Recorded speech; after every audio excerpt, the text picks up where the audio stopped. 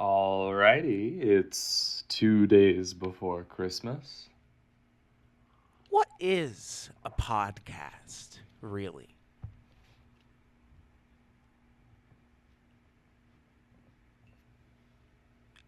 No, we're waiting for you to answer, listener. It's Christmas. It's a Christmas miracle. We're here together now with the Are You Into Buzz Stuff podcast. I am Ben Carnero. That is Lucas Riley. And we are coming at you. We're gonna cut the mention of our full names, right? No, we're not doing this anonymously, are we? No. I'm just kidding. I'm leading into my part of being the host of the podcast that does not sign off on any of the content that we produce. Yeah, no, that's true. That's true. But yes, I'm not involved in this. Exactly. No, this is not me. This is all him. I'm just here. It's just the names. I I want our listeners to be called the Goon Army, and I wanna sell shirts that say Goon Army, and and if you see us in the street, you have to be like, Goon Army, assemble. Ben and we'll salute Ben you. Ben learned the meaning of this word. I don't know. It seems like a couple weeks ago now, and it's becoming his whole personality. I have transportation content today. Obviously, Goon Army has nothing to do with what we cover on this podcast, what our beat is. So you can understand my position, listener. I'm sure you'll be divided out there in Middle America, but you can understand where I'm coming from. I don't think our podcast listeners are from Middle America, except my brother James. I'm speaking to James. I'm speaking to James. James, get your brother under control. He will. Treddy could be our first guest if you wanted. That's a good idea. We need because I think the way we grow the pod is by having interesting transportation experts, people with actual qualifications to talk about this stuff on, and we get to, rib, roast, grill, things I like to do to foods and people. Mm-hmm. Yeah, no, I agree. And Treddy would be a great place to start. Absolutely. I've definitely got some folks over here in my camp, but yeah, no, I mean, I agree that's where we should probably be going next. But the first thing I've got, to kick us off on a Christmas note is, that song, My Favorite Things, which wasn't really a Christmas song to kick us off, or, in its origin. The first thing they mention is city sidewalks, which I think is notable. Jane Jacobs would have approved. It's a good point. But I've been singing to myself all morning, city sidewalks, empty sidewalks, don't you dare cross the road. Yeah, I like that. People driving, people parking. This is what Christmas is like in Colorado. Yeah, it's bleak. It is often bleak going outside in America. For those of us who can't afford to live in fucking Williamsburg. Yeah, I mean, the car traffic that I've observed in Denver this week has been staggering. Amazing numbers of people on the roads at all times. You can really see They've been higher than normal volumes here, for sure. Yeah. Yep. I've got some agenda items. We can talk about any of these. Sure. Yeah, let's go. Oh baby. Do you want to start with transit fare cards? Do you want to talk about red light cameras? Fare cards? What's fair about a fare card? So, our friends at Cap Metro contracted out a new system to pay for like bus tickets, and they did it to a American private company called Bytemark. And I think they spent about $2.5 million for like these new transit cards that you can just tap when you get on the bus, and you load it through the app or you load it at the station, right? But it's a Um, physical card. yeah, and the whole shtick, they were so excited because they were going to get to do fare capping, where you don't buy a week pass or you don't buy a day pass. You simply pay a fare, and then when you hit that point, you don't get charged over the Right. like day or week pass amount. Right. Um, so that was the proposed benefit of migrating systems, and take it. The original system is like it's old as fuck. It's something like 30 or 40 years old. So we buy this system. We have a branded rollout for the AMP card, uh, and then when you try to use it, the bus just goes like uh, unknown. It just like it doesn't scan, right? It doesn't give you like a like bus ticket approved or a bus, you don't have sufficient funds message. It just says like error. Mm-hmm. Um, and that was happening whether you used the app or you used the card, I believe, Mm-hmm. for like the last 2 years. It's been on the hush hush, right? Like, And that would only kudos to happen when you hit the fare cap, like not on your first ride no, like the whole system doesn't work at all. at all. You can still, the old fare machines are still on the bus, so you can still put a quarter in the bus Right. and like get a ticket. But you can't use the new system. You can't pay with your phone. You can't pay with the card, the physical card.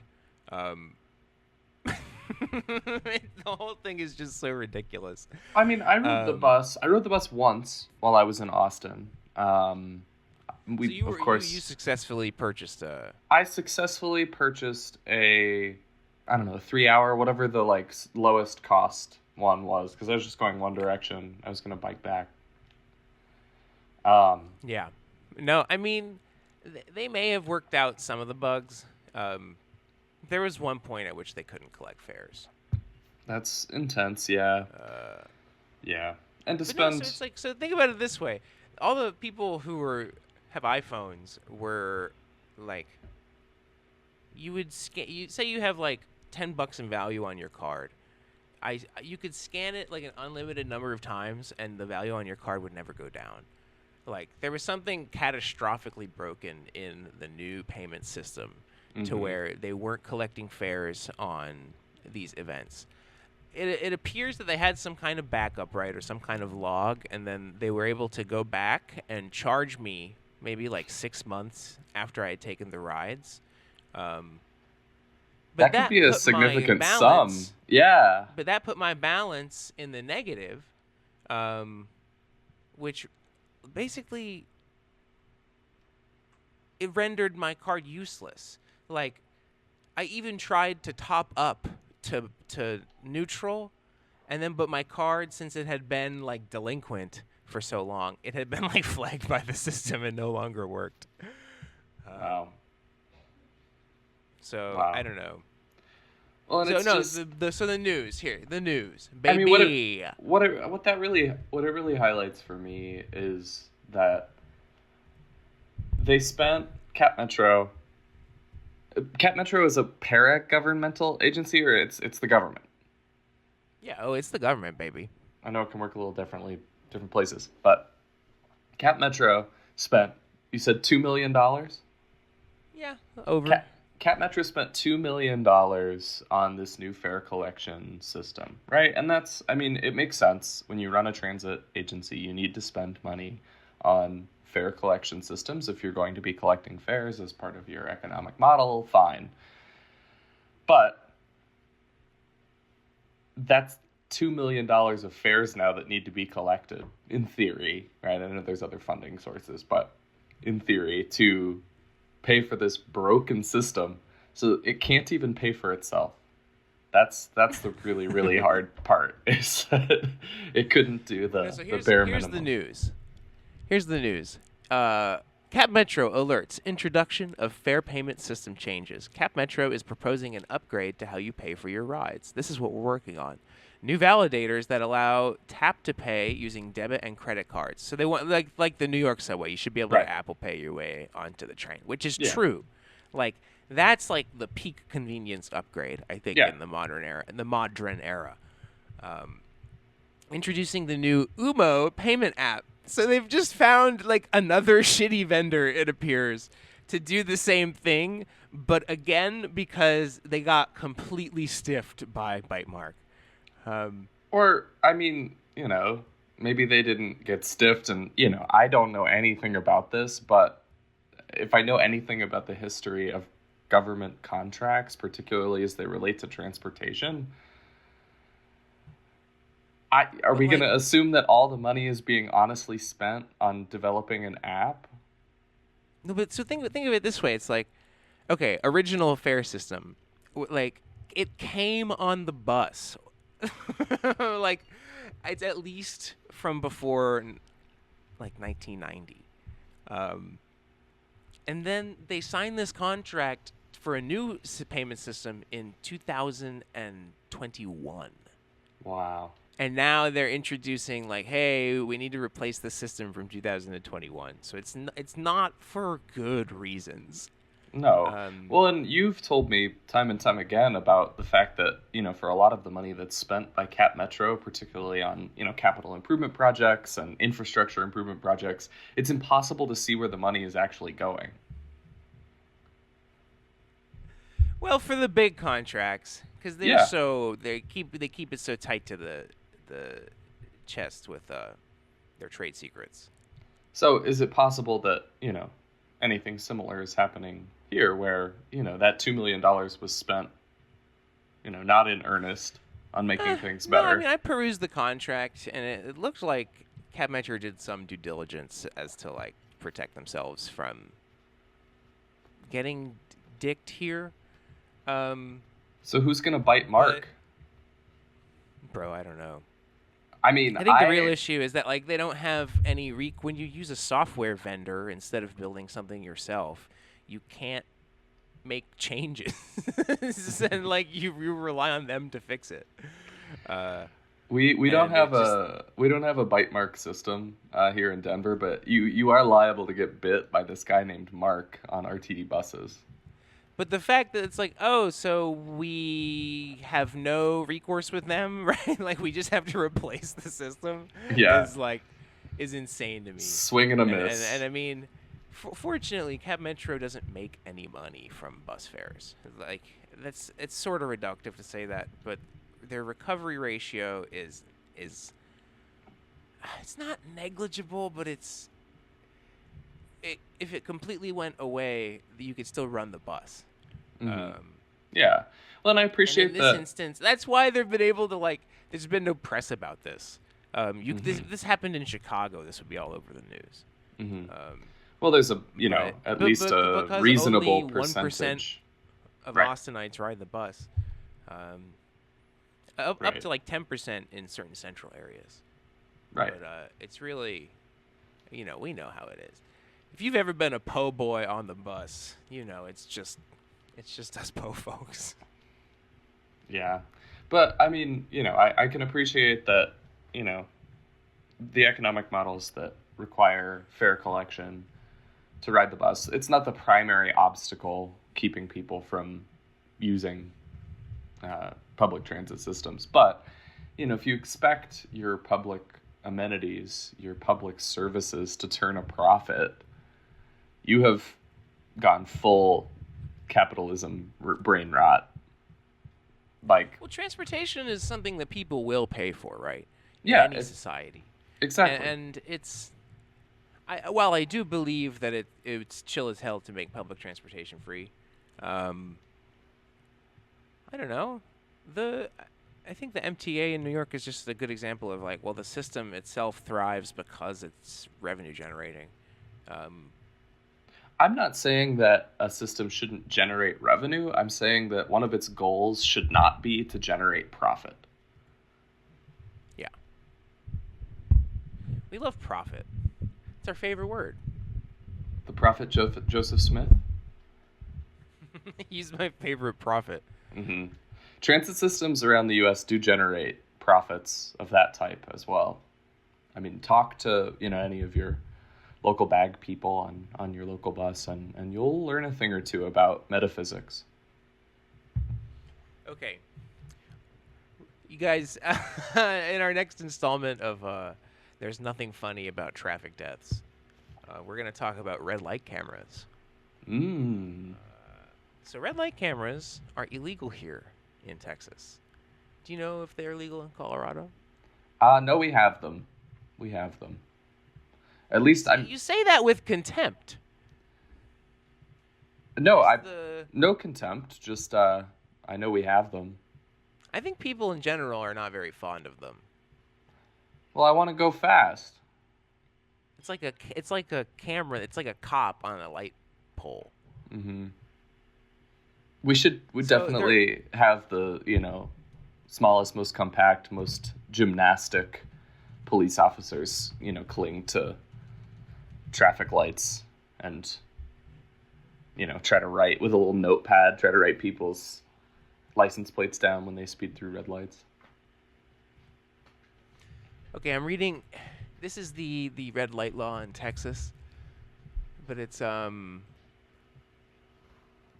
notwithstanding, a local authority may not issue a civil or criminal charge or citation for an offense or violation based on a recorded image produced by a photographic traffic signal enforcement system. And the meaning of traffic, Jesus Christ.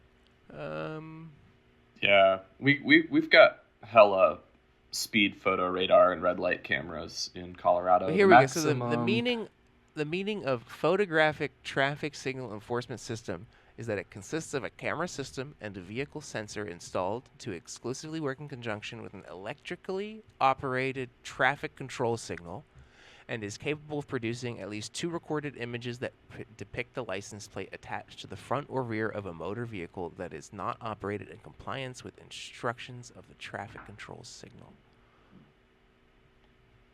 People driving, people speeding. The loophole I'm looking at here is that it has to be an electrically operated traffic control signal. Yeah, I remember my dad got a ticket it was at like 620 and I don't know, just like towards the freeway from Round Rock High School. He got a ticket for running a red light there in like 2012.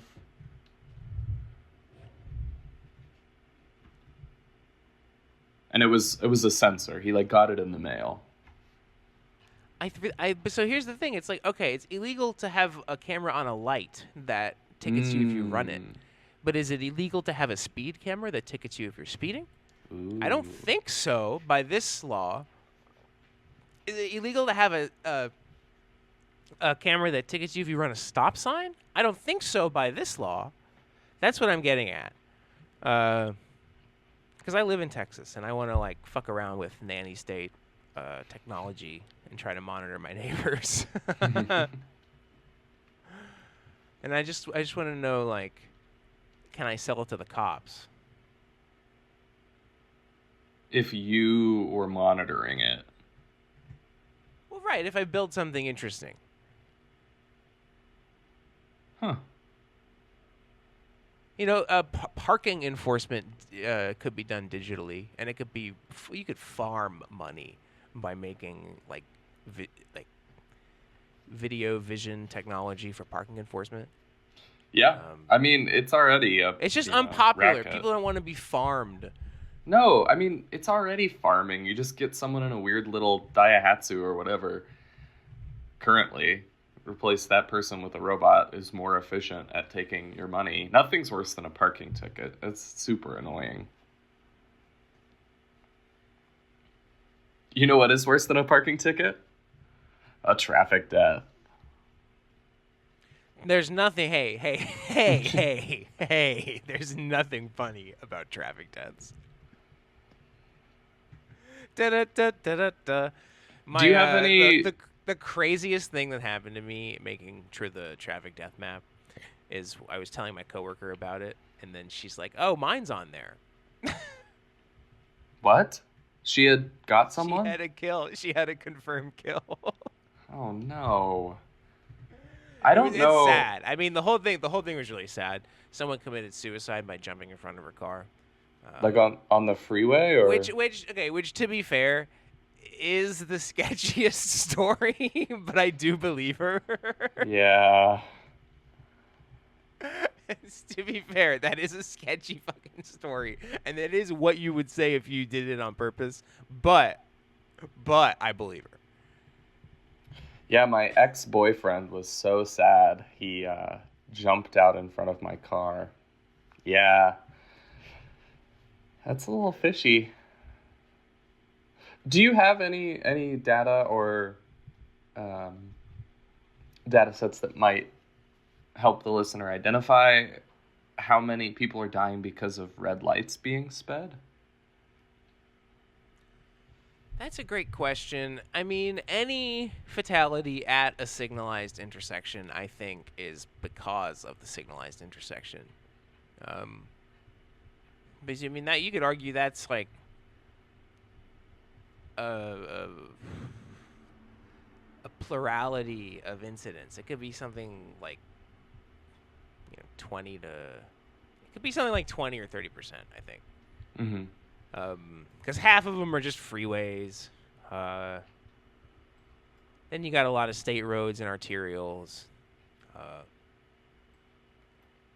And then you got a handful of like pedestrian incidents on smaller streets.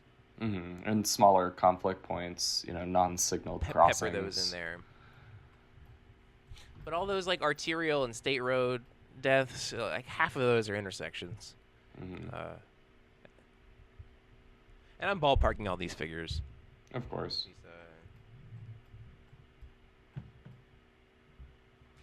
So yeah, as someone who's looked at a lot of traffic death data, you want to know how to not die in traffic? Don't get on the freeway, ever. Just don't get on the freeway if you can help it. That's a big one. If you're ever in an accident, don't get out of your car. Yeah. That's 10% of all traffic deaths, basically. Especially on the freeway. Yeah, especially on the fucking freeway. Good God. Don't even do the insurance thing on the shoulder. Like, get off the freeway. Yeah.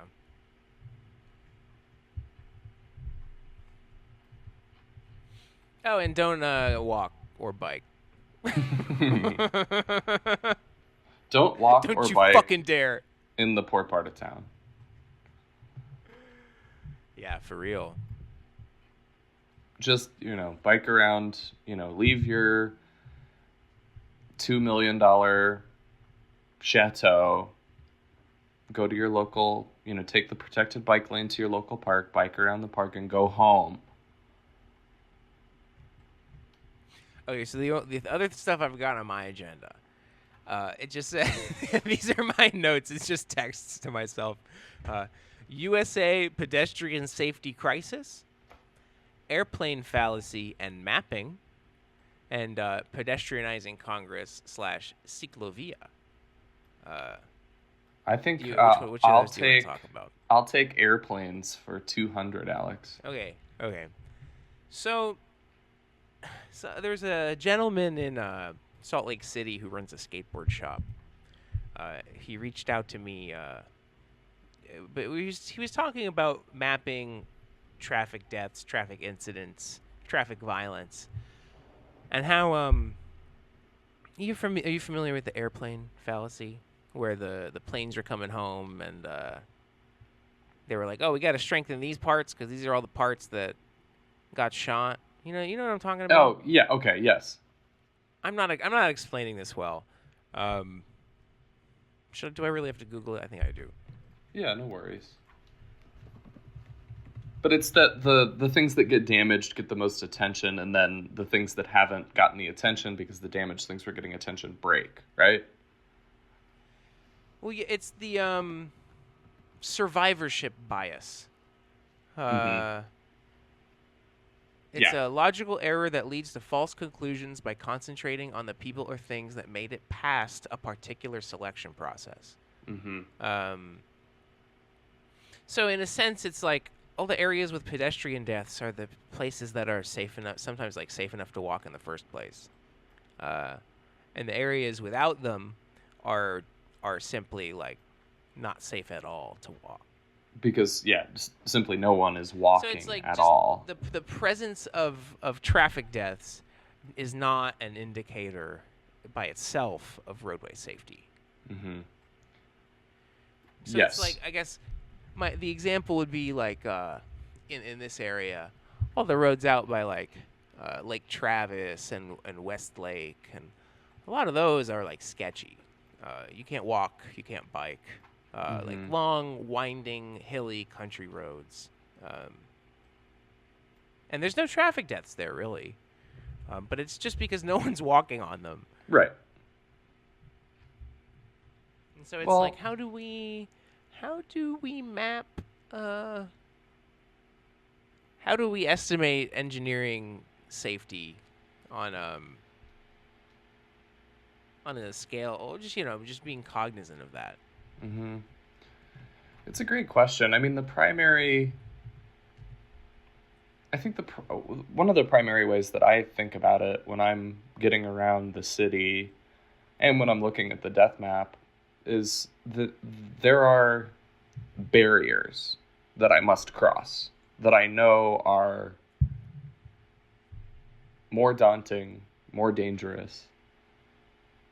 So I think it's really focusing on creating safe crossings to those barriers and continuing to mitigate the severity of the situation at those barriers. I know you guys are expanding I-35, so that's, moving in the wrong direction. But, while we continue to expand freeways, how do we improve the situation? And I think that the only answer is to provide some viable way of crossing a barrier like that. Because once you cross the barrier, and I guess I'm speaking to the urban core here, but once you cross the barrier, you're in a better situation. You immediately feel better. Your likelihood of getting crunched is lower.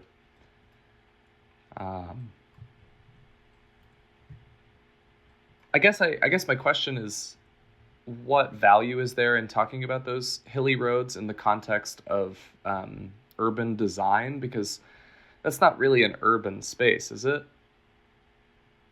Well, a lot of people live there, but none of them have to walk, right? America is so segregated Mm-hmm. that certain areas, certain census tracts there are no poor people there, right? Because that is how the land was developed. That was at Yeah. its core, that the place exists because there are no poor people there. And so what you have is like every single virtually 100% of the transportation access of certain areas is happening in these like luxury vehicles and mega cars. Mm-hmm. And so nobody dies. No one's walking anywhere. And in a sense, it's like completely safe. Mm-hmm. But then they drive into the city and hit people. Mm-hmm. But no, and then you have like, low income areas where people have to walk. People have to walk to live, to have access to opportunity. And then people get hit by cars. Yeah, no, I mean, very well reasoned. I'm just to address your original question of how do we, from an engineering standpoint, work with the situation, focus on the right things. Denver's a different animal, man. There are definitely sections of the city where there are fewer roadway deaths, but it's a pretty even distribution, to be honest. Man, I love Aurora. Aurora's really, or what's the name of the street? Colfax. Colfax has a lot of fatalities. The widest, wickedest strode. It's not the widest, but it's the wickedest strode in America. If Colfax were a sniper, he'd be that Chris Kyle guy. Oh my God. Yeah. Yep. Well, and it's because there are a lot of people who walk, bike, and roll in Aurora, and Colfax But it's is an uncrossable barrier. it's insane. It's Someone not dies our every month. it's not our fastest or our widest strode. Um, Colorado Boulevard, which intersects it, is wider and faster. Um, Hampton, which is also called US 285, there's a huge section of deaths right around where, yeah, it's right where it says Inglewood is on the death map. Hmm.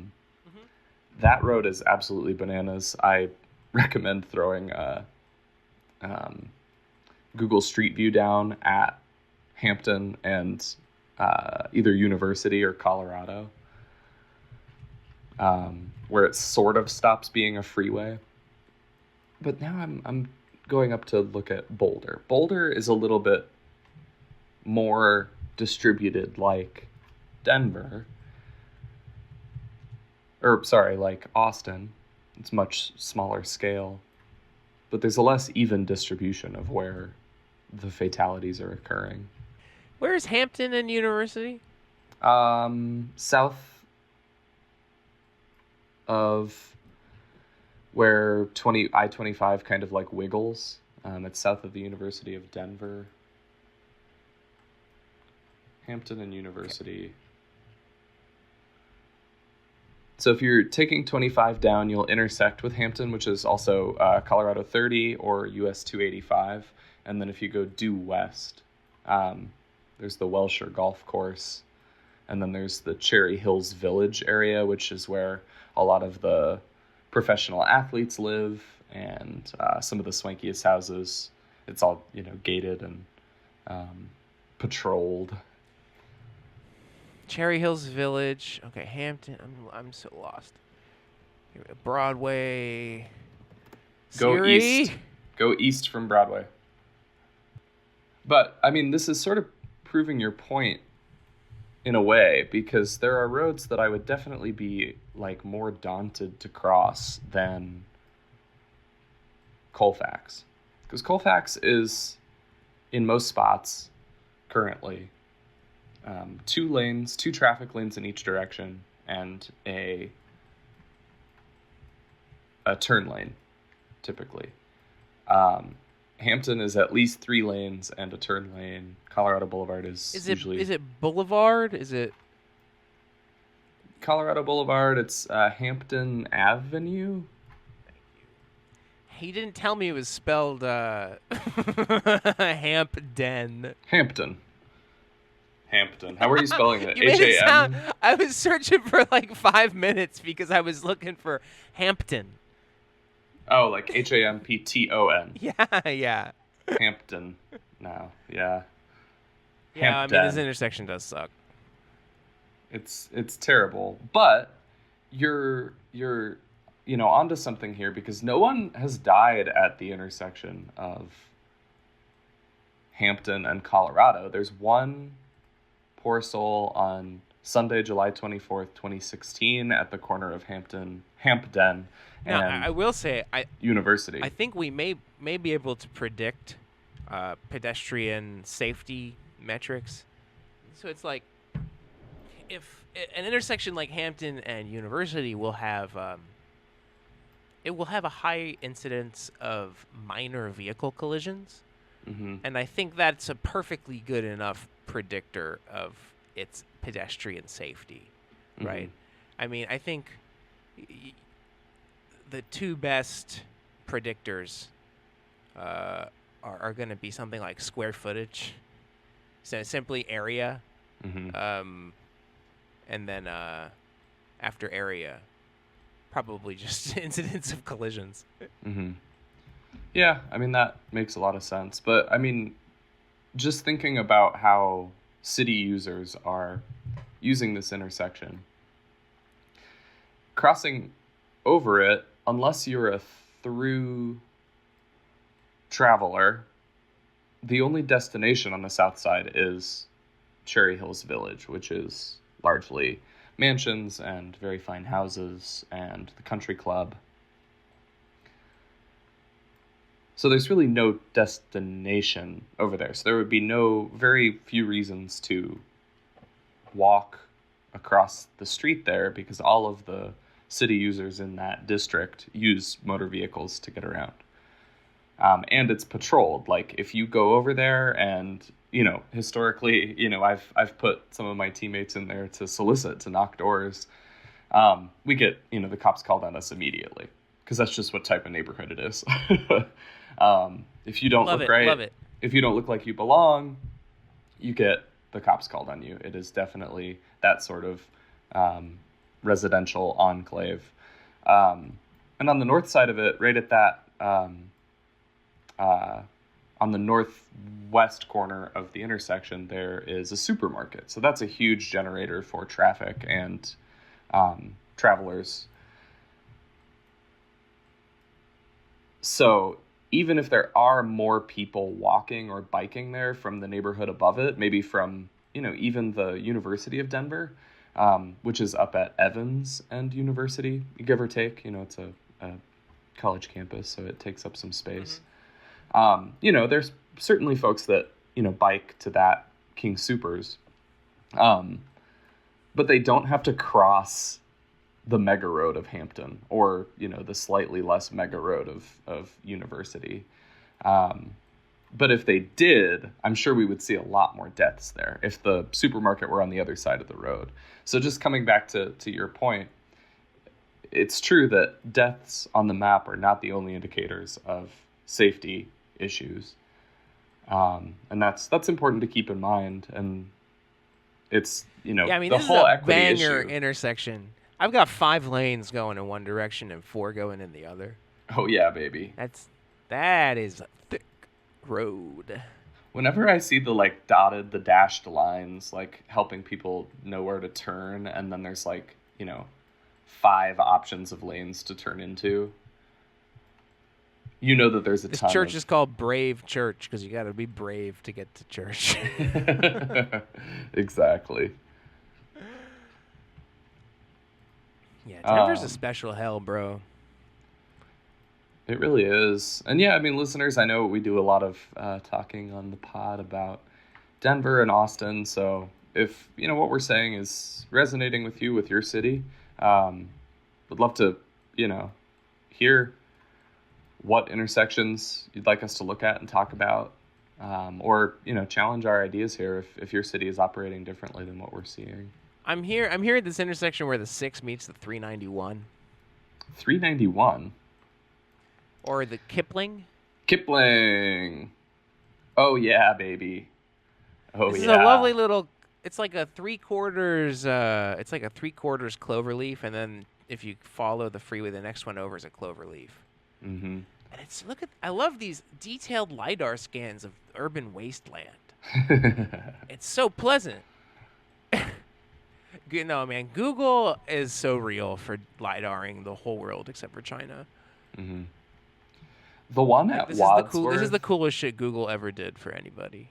It really is. The QAA podcast, if you have ever listened to that, it's a regular for me, recently did an episode. It's ostensibly, about Pokemon Go, but it's about the development of the technology that brought us Google Maps and then Google Street View, and how then, Pokemon Go was essentially an operation to get civilians to surveil areas so that they could make more detailed 3D renderings of places. Think about it. They can literally tell someone to go to a specific spot to try to capture them all and get them to very carefully point their phone with its camera in the direction that they want them to. Pretty incredible surveillance that the American people have just accepted and played part in surveilling the world. Wait, did you just drop the bomb on me that the feds did Pokemon Go? Yes. I'm gonna Pokemon Go kill myself. Oh my god. Where's the death map? There it is. Yeah. So, yeah, no, they're both terrible. The full cloverleaf at 6th Avenue and Wadsworth is colloquially regarded as like the worst one in the city, because when you were merging back onto 6, you have like, I don't know, maybe 50 yards to like get up to 60, 70, 80 miles an hour and, Jesus. cross into traffic. It's truly a terrifying experience getting on or off, or even just being on the road at that crossing. I think they published like which intersections claim the most deaths. Let's see.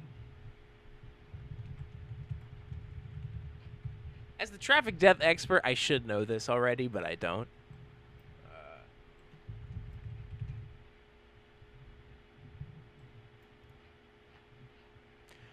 Okay, we got a couple in Texas.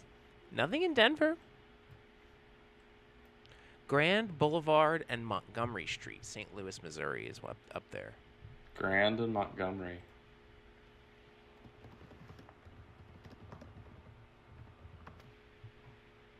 Let's take a peek. I think that might be a different kind of death, but it might not be. Bro, it's just carnage everywhere, man. Yeah, because Grand and Montgomery is in like the heart of the north part of the city in St. Louis. If you drop, your pin there, you'll see the decay. It's always back to segregation. It is always back to the effects of our public policies in the 21st century on how we live, where we live. Yeah, and all the way who back. Lives where. As we discussed last week, if you missed last week's episode, we got into the nitty-gritty on redlining and urban renewal and Jim Crow. It's those things that still live in our cities and describe how they are what they are. We did talk a little bit about boy pussy. Mm-hmm. I mean, we always do. We had to leave space. We had to center ourselves and leave space for boy pussy. Yeah. It's only fair. I did see that St. Louis is planning and I really don't know how actual these plans are, or if there's political buy-in across the neighborhoods that it's cutting through, but I saw an exciting map that was describing a rail line running north-south through just about the heart of St. Louis here. As you can see on the Google map, there is the rail that you can ride. Essentially just goes east and west. One of them cuts down and goes to Shrewsbury. The other one, cuts up and goes to the airport. I used to take occasionally the light rail when I lived in St. Louis. I lived in Shrewsbury and Webster Groves. And you could catch it to get to Forest Park, Central West End, downtown. I like how in East St. Louis the rail is just like kind of not near any of the people. Yeah. Like the populated area is like kind of far from the train. Mm-hmm. I'm not sure, but I would assume that rail exists to serve people at the Air Force Base where it terminates. Yeah. The Air Force Base, the other Belleville. airport. Yeah, Belleville. Commuters even to... the Belleville station isn't excellently located. It's close. Throw a pin down. But this just screams, I don't know, this does not scream transit-oriented development to me. No. I mean, it's good that this parking lot full of cars at the Belleville station is full of cars. These are cars that otherwise would be driving an additional, I don't know, how far is it to St. Louis from there? 20 miles? Yeah. Pedestrian safety, man. It's getting worse. That's my other note. But the electric cars, the electric cars will fix it. There was a press release from the NTSB the NHTSA, STD, whatever. The LGBT SA. LGBT FBI inside my brain. I've got some LGBTQ essays of both No, types. they published that the rate of fatalities per vehicle mile had decreased by like 5% again, which is good. 5%? That's a big shift. Like per vehicle mile, but the VMT is increasing. Yeah. So the number of deaths is the same. Gotcha. It's the same number of deaths. They just love to publish that. They're like, oh, look at the rate of deaths. It creeps down. But it's just because we're driving more. Yep. So We continue to gobble up land for suburban sprawl. And then like people are trying to do the right thing now because of like the urgency of climate change, and they're just getting clocked in cities by these fat fucks in their SUVs. Mm-hmm. And I'm tired of it. It's time to stand up and say, driving should be illegal, especially if you drive a car with a spoiler, or a diesel engine, or a car without a muffler. Cars are for racetracks. I think we should allow people to continue to race cars. Yes, that's okay. Everyone agrees that's sick.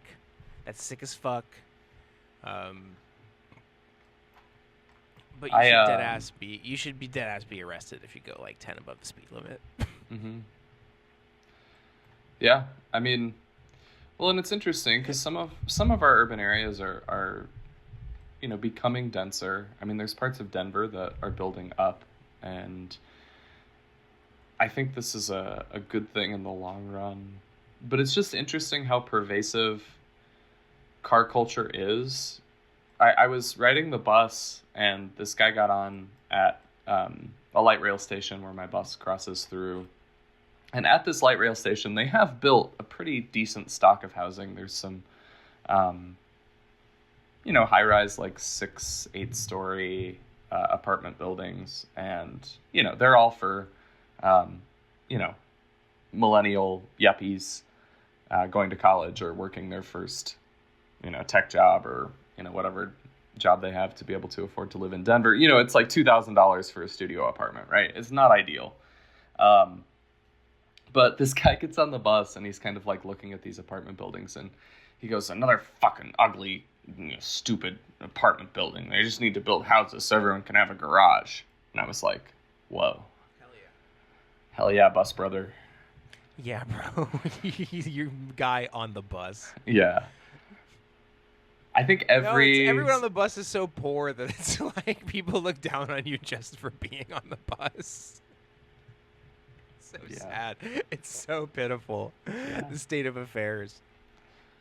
Every single family home should have a garage suited to fit a minibus. Every single family home. Every person, a single family home. City sidewalks. City sidewalks. Well, and the City Sidewalk song brings into focus this other piece of our culture, which is true, that when we go on vacation, when suburban, car-brained normies go on vacation, they like to go to places that are walkable. When we dream of our perfect Christmas environment, we dream of a walkable environment. When we think of Christmas, we think of city sidewalks that are busy. City sidewalks, busy sidewalks. But when city sidewalks are busy in our actual reality, people get killed when they try to cross Colfax Avenue. And it's just this incredible dissonance in our world that I think deep down in our hearts, we know what we want. We dream of this more social, more human scale world, but the convenience of the automobile just is like crack, and we're addicted to it, and we don't care that it kills thousands of people every year. Yeah, because it's like, well, what am I gonna do? Walk? I live 30 miles from the city, brother. I live 5 miles from the HEB. Yeah, and there's some fairness in that, for the individual users. But a lot of us are just living in the city. We live like 30 feet from the HEB, and we're just trying to not get killed. Mm-hmm. Exactly. Most people, in fact, that's what makes it a city. Most people live there. Exactly. Yeah. Did you watch the City Nerd from a couple weeks ago talking about self-identified rurality? Yeah. I mean, people are cosplaying as rural. I experienced Mm-hmm. it myself recently at a like highfalutin Christmas event in Lakeway, Texas. It was a bunch of like really rich people all wearing camo and groping each other. You know what I mean? Mm-hmm. Lakeway. But no, it was Yeah. all these cucks who like pretend they're country, but like they live in Mm-hmm. these giant houses and drive these luxury vehicles that are Yeah. trucks in the city. They all drive trucks. They're Texans, baby. Yeah, it's a status Yeah. symbol. For those of you that don't know out there, Lakeway is a swanky. I mean, you might call it an exurb in the way that it relates to Austin. Just because it's out in the hill country, there's not like consistent development through kind of the winding river and then up to the lake. But it's definitely a place where everybody who lives there takes advantage of the amenities that are urban. No one is out there, growing their own food, doing anything that would be remotely rural. They are driving to the grocery store. They are driving to Cafe Lago. They are driving to the country club. Right, they They live just like us. hmm they They're come to the fucking city. normies. Yeah, they come to the city for sporting events and concerts and the core culture. Um, they're normies, but They watch the NBA. yeah, You know, they do. they're normies. When's Normies. You're not. If you're really rural, you've had sex with a raccoon. You've like accidentally shot yourself a few times. You can drink 6 Bud Lights like before your coffee. Mhm. These people aren't Well, like that. well, okay. I'm gonna jump in on that. I think that alcoholism is not a rural quality. I think that is part of this phenomenon, and I encourage listeners to go watch City Nerd's video on that to get a little bit deeper dive into what we're talking about, a little background. But the the fact that we associate drinking 6 Bud Lights before you have your cup of coffee in the morning as a rural activity is part of this loss of touch with the fact that actually you are still an urban person. You still rely on being a part of the city in order to subsist. Right. And to crush brewskis is to be an urban creature. Yes, actually. Yeah. Because it's like, you can't grow your own brewskis. You can, but it's just like, it's involved. If you are crushing your own brewskis, I will give you a point in the rural category. But if you are drinking Bud Light, that is because you have access to the city. Like that Bud Light went through a shipping center in a city. And to be fair, we have like the distribution networks afforded us by Car Hell are incredible, right? Indeed. And it has enabled people to really live out in the fucking middle of nowhere with every urban amenity Yes. you could ever imagine. Yes, but that's the heart of the point, right? Is that it's enabled them, the automobile and the infrastructure of freeways and massive roads and deadly diabolical streets have allowed people to live an urban existence super far away, and it is not a rural existence. Yeah. I'm a city boy through and through. Yeah. Catch me in the city. Me too. I'm a city person. I mean, I came up, in some smaller towns, but definitely I for really now. can't do the. I like being, where people are. I like being in the action. Hmm. You like the Little Mermaid. When I'm president, we're gonna take all the cars off of Congress Avenue in Austin, Texas. Okay, we're gonna start. We're gonna start by organizing to just do it on Sundays, where they let us like take cars off the bridge, take cars off of the drag, um, Hmm. just like they do it in Mexico, just like they do it in Colombia. Yep. We're gonna have our Sundays, and we're gonna fucking red pill people that there's a better way to live, and then we'll have a world class pedestrian plaza right in the heart of town, right where we actually want to show off our beautiful city. Hmm. Um, instead of the fucking misery shit show that we have now, which is like the world's worst bike lane, 4 lanes of moving traffic, a turn lane, a 3-foot fucking sidewalk full of crackheads, um, and everyone who wants to actually like see the Capitol has to dodge traffic. Hmm. Has to find somewhere to It's park just their this. car. It's the stupidest situation. Yeah. It needs to be pedestrianized all the way to the HEB on Old Torf. You can't change my mind. It's a long way. Like, if they were to do it all the way to Old Torf, that would be like 3 miles. Yeah. But it would be world class. Hmm.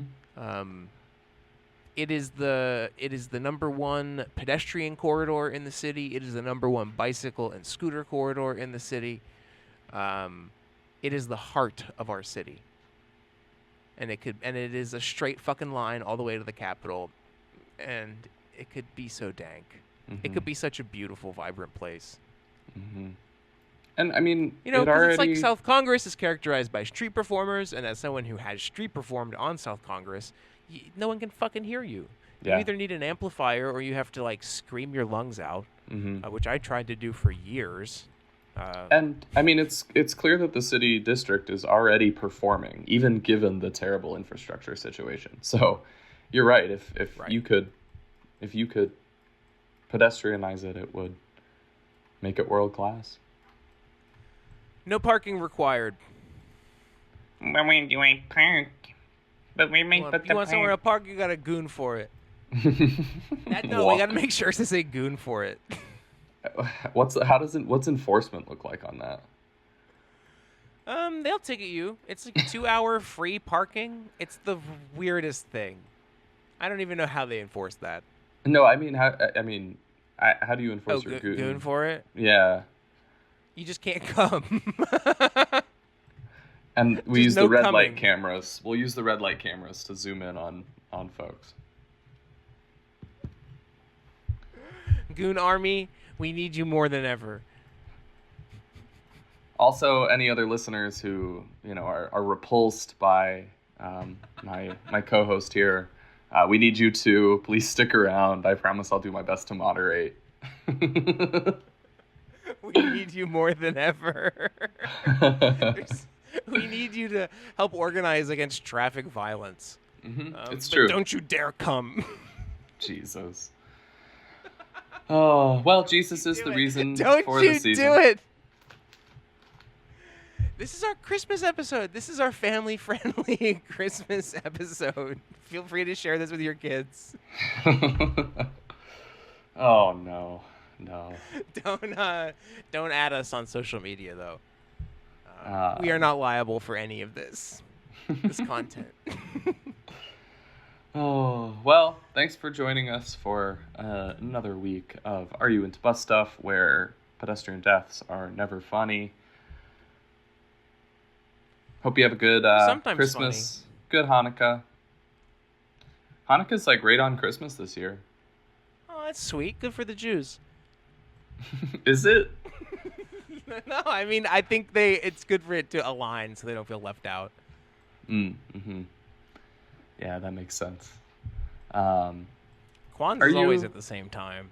Are you traveling at all, or? No, I'm just going to Skype in to talk to the fam on Nice. Christmas. Yeah, that's us too. We're gonna stay here and be with my partner's family, which would be really lovely. But luckily, not traveling, which uh, is always a relief this time of year. Yeah. Yeah, no, I'm gonna work tonight, and then I have 4 days off. I don't know. I've been playing with some of the Texas crash data. Um, I don't know. I've felt unproductive lately ever since fit polishing off the death map and not really working on anything else. I've pushed a few tweaks. I've updated data in transit and census maps, but Yeah, it's I don't know. I also just have an itch to be creative, make something fun. yeah, it's also you've been working like a dog, and it's the winter solstice here. Um, you know, our ancestors did a lot of resting and kicking back this time of year back in the day, not too many generations ago. So, as we continue to navigate this capitalist hellscape, please be gentle with yourself out there and find some time. Don't feel like you need to accomplish everything. I'm speaking to Ben and to you and to myself.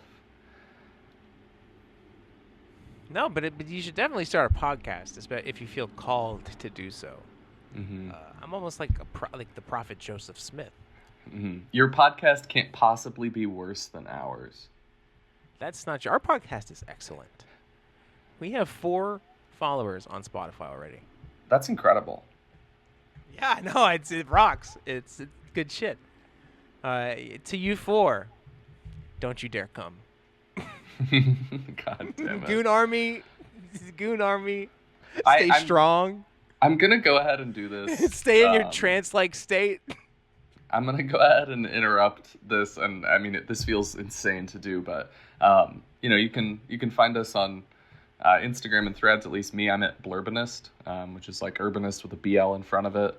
And Ben is at roadway.report. Yeah, I'm roadway.report on Insta. Yo, DM me on LinkedIn, bro. My name is Ben Carnero. Yeah, There you LinkedIn. go. I LinkedIn is my Twitter now. So, if you really wanna, if you really want to have a dissociative experience, come get on my LinkedIn, baby. There you go. I make maps and transportation-related content at Blurbinist. We also have a Patreon where I've published an essay on the urban renewal lists and kind of where it leaves some of our suburban areas. Would love to take a read. That's free on Patreon. I'm going to be publishing another essay here, which is about our current state of affairs, but actually as it relates to the Pilgrims and the Puritans and why they left England, and just kind of reflecting on that. So just Ben would probably say cuck stuff. Yeah. No, so I'm not a white supremacist. well, I mean, they were. I mean, the Puritans were probably, right? I'm not saying that they got everything right. I'm just saying that they would definitely shudder at what our world has become. But anyway, got some interesting pieces going on there, and appreciate the support. And yeah, stay safe out there. Have a Merry Christmas, Happy Hanukkah, Happy Kwanzaa, and we'll see you here before the new year. Don't get hit by a car. Merry Christmas. Happy Hanukkah. Yeah, Happy Hanukkah for sure. Happy Kwanzaa. That's a big one. Yup. Happy Fucking Festivus. New Year. New Year's Festivus. When is Chinese New Year? that's later on in the year. Okay. I don't know how the Chinese calendar works, to be honest with you. My scholarship there is very limited. I know I'm year of the pig. I know that's my. Yeah, you are the year of the pig, brother. Oink oink for it. No, I love you, man. Merry Christmas. I love you to too. and yours. And Merry Christmas. I'm sure I'll we'll talk to you. Yeah, we'll talk soon, man. I'll talk to you, on next Monday. Alrighty, signing off. Yeah, sign off ideas. Don't get hit by a car. Nothing funny about traffic deaths. Look both ways. Don't you dare come. Look both ways. Walk somewhere today, but look both ways. Look both ways is pretty good.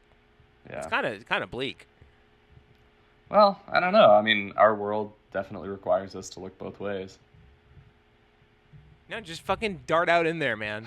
Just don't flip off every car, run every red light, run every stop sign. Send it. Fucking send it. Send it. That's my advice. As a roadway safety expert, just fucking send it, bro. Fuck cars. There you go. All right. Ta-ta for now. All right. Merry Christmas. Take care. Merry Christmas.